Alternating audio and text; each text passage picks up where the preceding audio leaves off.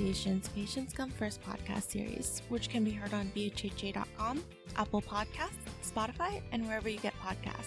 We're a member of the Public Health Podcast Network, the Virginia Audio Collective, the Independent Podcast Network, and the Family Podcast Network. And we're on the radio each Saturday at noon and Sunday at 10 a.m. on 100.5 FM, 92.7 FM, 107.7 FM, and 8:20 a.m. across Central Virginia, and 1650 a.m. in Hampton Roads, and Wednesdays at 1 p.m. on 93.9 FM in Richmond. Please send any questions, comments, or feedback to pcfpodcast@vhha.com. That's pcfpodcast@vhha.com. I'm Selena Laura with VHHA, and today we're excited to be joined by Russell Cassevah, the founder and CEO of Little Bricks Charity, for a conversation about the work of his charity, his Guinness World Records, and more. With that, welcome to the program, Russell. Thanks for being with us. Oh, thank you so much for having me, guys. This is awesome. So, for a bit of context to our listeners, we invited Russell to be on our show after reading an article about his organization, Little Bricks Charity, donating 240 Lego sets to patients at UVA Children's Hospital. The mission of the organization is to build big smiles on children who truly deserve to smile when they need it the most. Little Bricks does this by providing Lego sets to children. With that background, Russell, could you tell us about the inspiration behind Little Bricks Charity and how it's grown since you got started a few years ago? Well, I really do think of my work as my purpose in my life. And everything I've done in my life professionally has led me to this point. And it all began, though, about 4 years ago when my daughter and I, we ran a podcast or like a streaming that we would kind of bring Lego news to everybody through Facebook. And she was 4 years old at the time, and we used to have so much fun. And a story came across my desk of a nonprofit like ours based out of the UK that had 2,000 Lego sets stolen from their delivery van just before Christmas. And my daughter, who was 4 at the time, said, Daddy, we have to do something. And my community came up with breaking our first world record. And ever since breaking that first world record, my life has just dramatically changed in just profound ways. It's been so amazing. Awesome. Thank you. And that kind of ties into my next question. So in researching for this episode, I saw that you are a 3-time Guinness World Record holder for walking on Legos barefoot, which any parent with children who leave Legos strewn across the floor knows is a painful experience. Could you take us behind the curtain and tell us about the records and how you built up the foot endurance and pain tolerance to achieve them? Yeah, so it's not something you really train for. It really is something that you just go out and do. And every time I mention that to someone, it kind of catches them off guard for a second. It's a very unusual thing to have a world record for. But then you can instantly see the pain entering into their brain, like having flashbacks of stepping on a Lego at some point. So, I tell everybody, though, it was a little bit of pain to bring a lot of joy. When we started that out, I actually went 120 feet.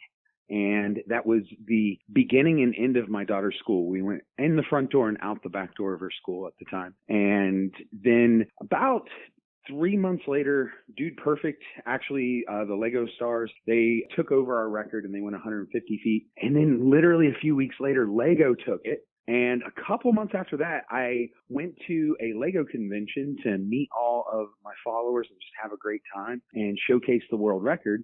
And BrickFest Live surprised me, and they were like, hey, we have Guinness here. We've got a brick path. We've got it all set up. We want you to take the record back. And I went 2,737 feet at that time. I actually held that record for almost 2 years. 12 people tried to break that record, and no one was successful. And then one of my friends who has, I think he had like 12 or 13 records at the time, he actually was like, I can do this. And he went over 20,000 feet walking on Lego bricks barefoot. And I was like, man, I'm never going to be able to beat that. And he felt bad. He was like, you know what, why don't we break the team record? So myself and a few other YouTubers got together and we broke the team record. And that's a timed event. So that one we only had 1 hour to do. And in that hour, the 5 of us walked 13,200 feet across Lego bricks. So it's one of those things, again, you don't really plan on it. Every single world record that we've done has just kind of happened very naturally and organically. And I think that is what really attracted my community to it and has helped me build a nation of people that just love and support what I'm trying to do and the people that we're trying to do it for. So, we talked about the charity and your record setting. The common denominator here is Legos. For the benefit of our listeners, Lego is a company based in Sweden that dates to the 1930s as a wooden toy maker.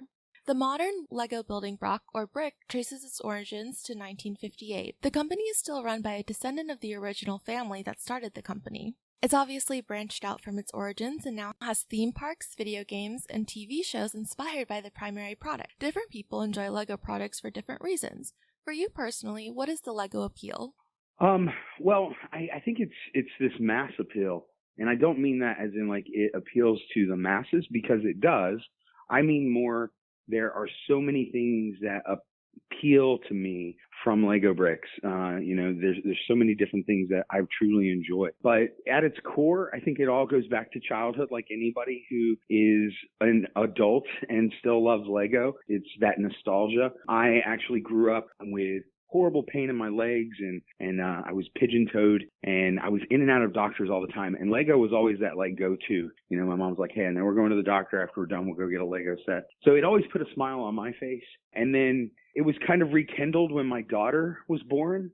I got out my old Lego, and I was like, man, this is really cool. And that's when we started streaming with her and I. And now it's become something even more powerful for me, because now I have that connection with my daughter and the smiles and laughs and all the memories that we've made utilizing the Lego brick.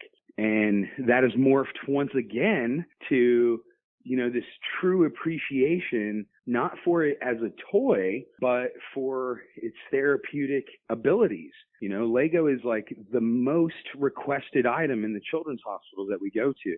And it is for so many reasons. It provides this like sense of control in an uncontrollable environment for these kids. And it gives them a voice, a new way to communicate, and the ability to just transpose themselves into any world that they can think of and build. They can be a pirate on the seven seas, or flying a spaceship, or a race car, or a dog groomer, or maybe a doctor. And they can do all of that from the constraints of the hospital bed or hospital room that they're having to go through these really tough times in.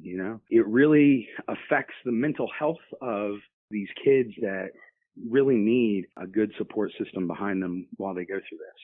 Thank you for sharing. And on behalf of Little Bricks, you've traveled across the country to bring Legos to children. You've amassed a huge following on TikTok with more than 970,000 followers. I have to imagine those experiences, both virtual and in real life, have exposed you to some interesting and memorable people. From that work, can you share any favorite stories or moments with our audience?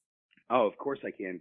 The stories are endless. So you're absolutely correct. TikTok changed my life. It changed the way we operate Little Bricks. It changed the way we share the stories of these kids. It changed so many things. About a year and a half ago, because of TikTok, I got the courage to quit my job and cash out my retirement and go full-time and full bore with Little Bricks charity. And that was all because in 3 weeks, my community raised over $43,000 in donations. And we took that money and we loaded it up like an RV, a massive RV, filled the back end with Lego, and I traveled the nation for 5 weeks straight. We drove almost 8,000 miles. We delivered Lego to 13 children's hospitals. And in the end, we delivered almost $70,000 worth of Lego on that trip. It was such a spectacular adventure because all along the way, crazy things were happening. And my community were the ones who came out, and I don't mean figuratively, I mean literally, they came out to my aid. I forgot to bring a hoodie, so I met someone in Colorado who actually created a Little Bricks charity hoodie for me, and I got to eat lunch with them and enjoy their stories. And then in Utah, the awning on my RV came off while I was driving down the road. It had dry rotted off of this old RV, and it fell off.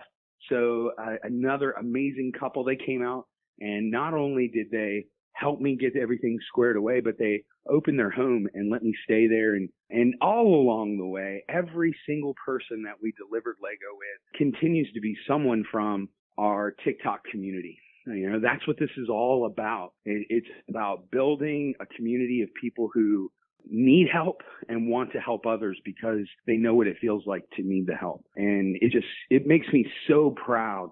I never thought that Little Bricks Charity would become something that it is today. Never. Thank you so much. And for people who want to learn more about Little Bricks Charity or perhaps donate, you can learn more about the organization online at littlebrickscharity.org.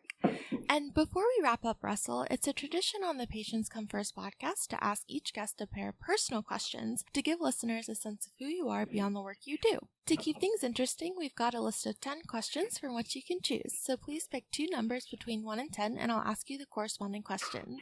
Let's go with 1 and 4. Number 1, in the hypothetical scenario that you could anticipate your final day on Earth, what would your last meal be? That is a very, very good question. I think it would just be like a smorgasbord of food. I don't think the food really matters, though. I think it would be more who it would be with, and I would love to have like a massive buffet with everyone's favorite food so everyone comes out and hangs out.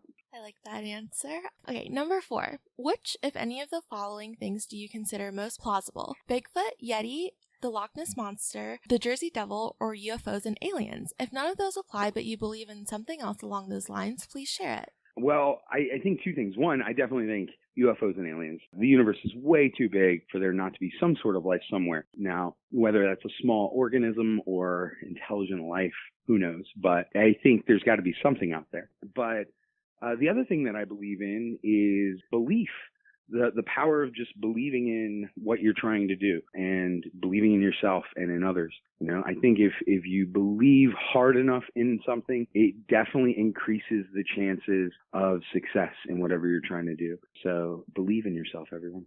And with that, that'll bring us to the close of another episode of the Virginia Hospital and Healthcare Association's Patients Come First podcast. If you like what you heard, please make sure to leave us a 5-star review on Apple Podcasts and subscribe so you know when new episodes are released. And we want to once again thank our guest, Russell Cassevah, for joining us today. So thank you. Oh, thank you. And if I can just say one more thing, this December 1st, we are launching the Wishlist Wipeout. It is absolutely epic.